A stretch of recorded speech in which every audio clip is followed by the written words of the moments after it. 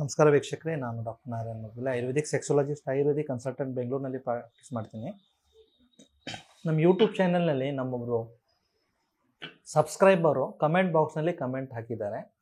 Sir, ನಮಗಿಂತ ಜಾಸ್ತಿ ವಯಸ್ಸಾಗಿದ್ದವರು, ಅದು ಅಂಟಿ ಇರ್ಬೋದು ಅಥವಾ ನಮಗಿಂತ ಒಂದು 8 ವರ್ಷ 10 ವರ್ಷ ವಯಸ್ಸಾಗಿದ್ದವರು ಜಾಸ್ತಿ ಇದ್ದಾರೆ, ಅವ್ರ ಜೊತೆಗೆ ಸೆಕ್ಸ್ ಮಾಡಬೇಕು ಇಲ್ಲ. ಸೊ ಇದು ನಾನು ಆಯುರ್ವೇದ ಬುಕ್ನಲ್ಲಿ ಸ್ವಲ್ಪ ರೆಫರೆನ್ಸ್ ಇದೆ, ಸ್ವಲ್ಪ ಕಾಮಸೂತ್ರನಲ್ಲಿ ರೆಫರೆನ್ಸ್ ಇದೆ, ಮತ್ತು ಸ್ವಲ್ಪ ನನ್ನ ಡೇ ಟು ಡೇ ಪ್ರಾಕ್ಟೀಸ್ನಲ್ಲಿ ಒಂದು 15 ವರ್ಷ ಎಕ್ಸ್ಪೀರಿಯನ್ಸ್ ಪ್ರಕಾರ ನಾನು ವಿತ್ ಲಾಜಿಕ್ ಮತ್ತು ಇದ್ದದ್ದು ಟಾಪಿಕ್ ಬಗ್ಗೆ ಹೇಳ್ತೀನಿ. ಆಯುರ್ವೇದನಲ್ಲಿ ಏನು ಹೇಳಿದ್ದಾರೆ ಅಂದರೆ,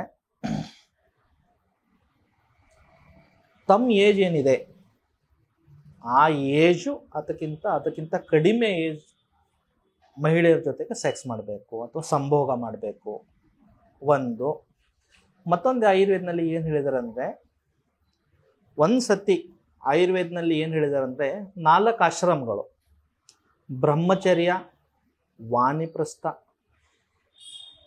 ಬ್ರಹ್ಮಚರ್ಯ, ಗೃಹಸ್ಥ, ವಾನಿಪ್ರಸ್ಥ ಮತ್ತು ಸನ್ಯಾಸ. ಬ್ರಹ್ಮಚರ್ಯ ಅಂದರೆ ಏನು?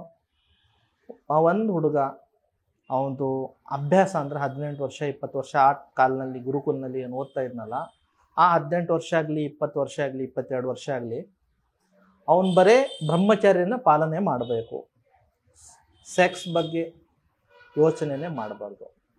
ಬಟ್ ಗೃಹಸ್ಥ ಅವಸ್ಥೆಯಲ್ಲಿ ಯಾವಾಗ ಬರ್ತಾನೆ, ಯಾವಾಗ ಮದುವೆ ಆಗುತ್ತೆ, ಆವಾಗ ಅವನು ಸಂಭೋಗ ಮಾಡ್ಬೋದು.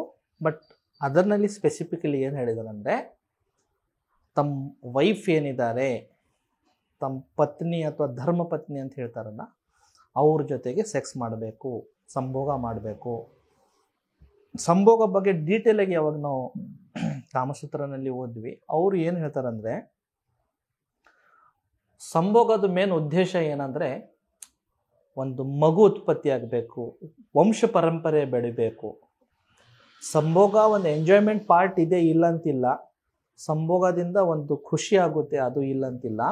ಬಟ್ ಮೇನ್ ಉದ್ದೇಶ ಏನಂದರೆ, ನಮ್ಮದು ಫ್ಯಾಮಿಲಿ, ನಮ್ಮದು ಕುಟುಂಬ, ಏನಾಗುತ್ತೆ ಬೆಳೀತಾ ಇರಬೇಕು, ನಮ್ಮ ವಂಶ ಬೆಳಿಬೇಕಂತ ಹೇಳಿದ್ವಿ. ಮೇನ್ ಉದ್ದೇಶ ಏನಂದರೆ, ಸಂಭೋಗ ಮಾಡಿಬಿಟ್ಟು ಮಗು ಪಡಿಬೇಕು, ಅದು ಉದ್ದೇಶ. ಆ ಕಾಲಿನಲ್ಲಿ ಆ ಥರ ಆಯುರ್ವೇದದಲ್ಲಿ ಬರೆದಿಟ್ಟಿದ್ದಾರೆ. ಸೊ ಇವಾಗ ಈ ಪ್ರೆಸೆಂಟ್ ಡೇ ಸಿಚುವೇಶನ್ಗೆ ನಾವು ಅದಕ್ಕೆ ಕೋರಿಲೇಟ್ ಮಾಡ್ಬೋದಾ? ಯಾಕಂದರೆ ಯಾವಾಗ ನಾವು ಬ್ರಹ್ಮಚರ್ಯದ ಮಾತಾಡ್ತೀವಿ, 18 ವರ್ಷ 20 ವರ್ಷಕ್ಕೆ ನಾವು ಕಂಪ್ಲೀಟ್ಲಿ ಬ್ರಹ್ಮಚರ್ಯ ಪಾಲನೆ ಮಾಡಬೇಕಂತೂ. ಬಟ್ ಇವಾಗ ಏನಾಗ್ತಾ ಇದೆ ಅಂದರೆ, ಆಲ್ಮೋಸ್ಟ್ 30 ವರ್ಷ 35 ವರ್ಷವರೆಗೆ ಮದುವೆ ಆಗಲ್ಲ. ಸೊ ಆ 10 ವರ್ಷ ಆ ವೇಗನ, ಆ ಫೀಲಿಂಗ್ಸ್ನ, ಆ ಹಾರ್ಮೋನ್ ಥ್ರಶ್ನ ಕಂಟ್ರೋಲ್ ಮಾಡೋದು ತುಂಬ ಕಷ್ಟ. ಆವಾಗ ಹುಡುಗರು ಹಸ್ತಮೈಥುನ ಮಾಡೋದು ಅಥವಾ ಬಿಫೋರ್ ಮ್ಯಾರೇಜ್ ಸಂಬಂಧ ಇಡೋದು, ಅದು ಇಲ್ಲಿ ಎಲ್ಲೋ ರೂಮ್ನಲ್ಲಿ ಇರ್ತಾನೆ, ಪಕ್ಕನಲ್ಲಿ ಮನೆಯಲ್ಲಿ ಅಥವಾ ಎಲ್ಲೋ ಅದೇ ಬಿಲ್ಡಿಂಗ್ನಲ್ಲಿ ಯಾವುದೋ ಆಂಟಿ ಜೊತೆಗೆ ಅಥವಾ ಇವ್ರಿಗಿಂತ ವಯಸ್ಸಾಗಿದ್ದವ್ರ ಜೊತೆಗೆ, ಸ್ಪೆಷಲಿ ಮೆಟ್ರೋ ಸಿಟಿನಲ್ಲಿ ಅಥವಾ ದೊಡ್ಡ ದೊಡ್ಡ ಸಿಟಿನಲ್ಲಿ ತುಂಬ ಕಾಮನ್. ಬಟ್ ವಯಸ್ಸಾಗಿದ್ದವ್ರ ಜೊತೆಗೆ ಸೆಕ್ಸ್ ಮಾಡಿದ್ರೆ ಏನೇನು ಪ್ರಾಬ್ಲಮ್ ಆಗುತ್ತೆ ನಾನು ಹೇಳ್ತೀನಿ. ಒಂದು, ಅವ್ರಿಗೆ ಏನಾದರೂ ಸೆಕ್ಸುವಲಿ ಟ್ರಾನ್ಸ್ಮಿಟೆಡ್ ಇನ್ಫೆಕ್ಷನ್ ಇರ್ಬೋದು. ಅದು ಜಸ್ಟ್ ಲೋಕಲ್ ಬೇಸಿಕ್ ಫಂಗಲ್ ಇನ್ಫೆಕ್ಷನ್ದಿಂದ HCV ಇರ್ಬೋದು, ಹೆಪಟೈಟಿಸ್ ಇರ್ಬೋದು, HIV ಇರ್ಬೋದು, ಮಲ್ಟಿಪಲ್ ರೀಸನ್ಸ್ ಇರ್ಬೋದು. ಆ ಒಂದು ರೀಸನ್ಗೆ ತಮಗಿಂತ ಜಾಸ್ತಿ ವಯಸ್ಸಾಗಿದ್ದವರಿಗೆ ಸಂಬಂಧ ಇಟ್ಕೋಬಾರ್ದು. ಒಂದು, ಅದು ಮೆಡಿಕಲ್ಲು.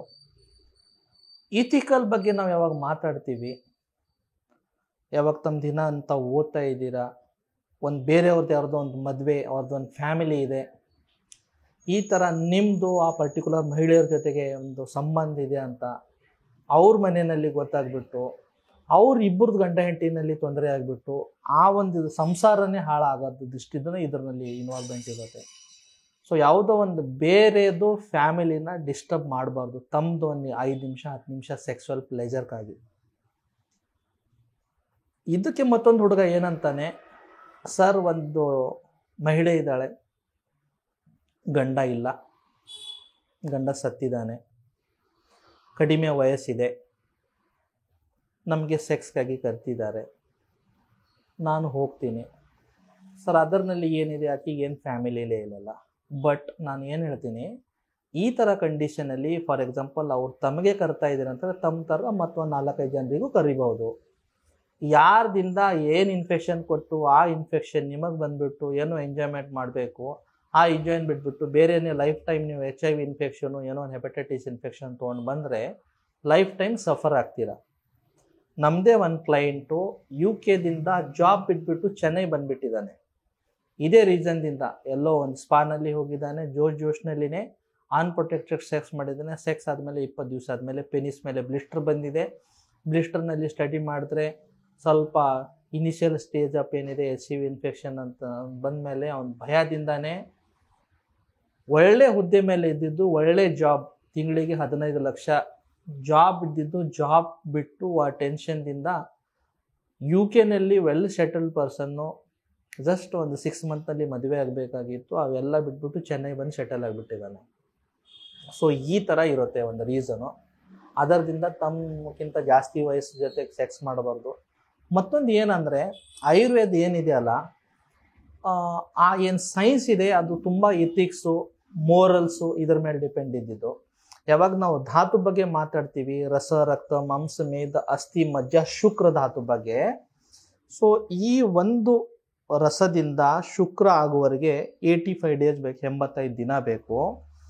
ಈ 85 ದಿನ ಆಗುವ ವೀರ್ಯನ ತಮ್ಗಿಂತ ಜಾಸ್ತಿ ವಯಸ್ಸದವರ ಮಹಿಳೆಯರ ಜೊತೆಗೆ ತಾವು ಏನಾದರೂ ಸಂಭೋಗ ಮಾಡಿದ್ರೆ ಆ ಸೈನ್ಸ್ ಏನು ಹೇಳ್ತಾರೆ ಅಂದರೆ, ಎದುರಿನ ಪರ್ಸನ್ನು ನಿಮ್ಮ ಬಾಡಿದೇನು ಎನರ್ಜಿ ಇದೆ ಆ ಎನರ್ಜಿನ ಹೇಳ್ಕೊಳ್ಳುತ್ತೆ, ಅದರದಿಂದ ಮಾಡಬಾರ್ದು.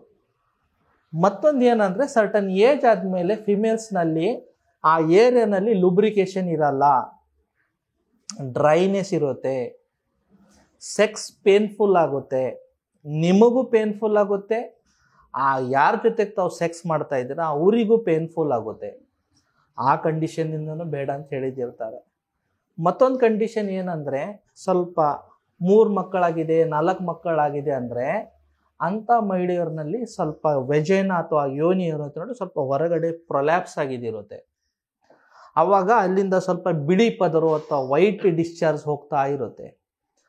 ಆ ಕಂಡೀಷನ್ನಲ್ಲಿ ತಾವು ಏನಾದರೂ ಸೆಕ್ಸ್ ಮಾಡಿಬಿಟ್ರೆ ಅದೇ ಫಂಗಲ್ ಇನ್ಫೆಕ್ಷನ್ ತಾವು ಕ್ಯಾರಿ ಮಾಡಿಬಿಟ್ಟು, ಫಂಗಲ್ ಇನ್ಫೆಕ್ಷನ್ ಸ್ಪೆಷಲಿ ಆ ಪರ್ಟಿಕ್ಯುಲರ್ ಏರಿಯಾನಲ್ಲಿ ಬಂದುಬಿಟ್ರೆ ಸರ್ಟನ್ ಕಂಡೀಷನಲ್ಲಿ ತುಂಬ ಡಿಫಿಕಲ್ಟ್ ಟ್ರೀಟ್ ಮಾಡೋಕ್ಕೆ. ಸೊ ನೆಕ್ಸ್ಟ್ ಟೈಮ್ ತಾವು ಯಾರ ಜೊತೆಗ್ರ ಈ ಥರ ಸಂಬಂಧ, ಇದರಲ್ಲಿ ನೀತಿ ನ್ಯಾಯ ಪಾಠ ನಾನು ಹೇಳ್ತಾ ಇಲ್ಲ, ಇಥಿಕ್ಸ್ ಬಗ್ಗೆ ಮಾತಾಡ್ತಾ ಇಲ್ಲ, ಮೋರಲ್ಸ್ ಬಗ್ಗೆ ಮಾತಾಡ್ತಾ ಇಲ್ಲ. ಆಯುರ್ವೇದನಲ್ಲಿ ಏನು ಹೇಳಿದ್ದಾರೆ, ಪ್ರೆಸೆಂಟ್ ಪರ್ಸ್ಪೆಕ್ಟಿವ್ಸ್ನಲ್ಲಿ ಏನು ರೀಸನ್ ಏನೇನು ಇರ್ಬೋದು ಎಲ್ಲ ನಿಮ್ಮ ಎದುರುಗಡೆ ಇಡ್ತಾ ಇದ್ದೀನಿ. ನಾನು ಇದು ಸರಿನಾನು ಹೇಳ್ತಾ ಇಲ್ಲ, ಇದು ತಪ್ಪನು ಅಂತ ಹೇಳ್ತಾ ಇಲ್ಲ. ಬಟ್ ಆ್ಯಸ್ ಎ ಡಾಕ್ಟರ್ ನಾನು ನಿಮಗೆ ಏನು ಸಜೆಸ್ಟ್ ಮಾಡ್ತೀನಿ ಅಂದರೆ, ಯಾವಾಗೂ ಸೆಕ್ಸು 1 ಪರ್ಸನ್ ಜೊತೆಗೆ ಕ್ಯಾರಿ ಮಾಡಬೇಕು. ಸೆಕ್ಸ್ ಬರೀ ಫಿಸಿಕಲ್ ಮಿಲನ್ ಅಥವಾ ಫಿಸಿಕಲ್ ಮೀಟಿಂಗ್ ಅಷ್ಟೇ ಇರಲ್ಲ, ಮೋರ್ ದೆನ್ ದ್ಯಾಟ್ ಒಂದು ಇಮೋಷ್ನಲ್ ಬಾಂಡಿಂಗ್ ಇರುತ್ತೆ. ಬಾಡಿದು ಒಂದು ಬಯಾಲಜಿಕಲ್ ನೀಡ್ ಏನಿರುತ್ತಲ್ಲ, ಒಂದು ಎನರ್ಜಿ ಬೇರೆ ಎನರ್ಜಿ ಜೊತೆಗೆ ಆಕ್ಸೆಪ್ಟ್ ಆಗಿದಿರುತ್ತೆ.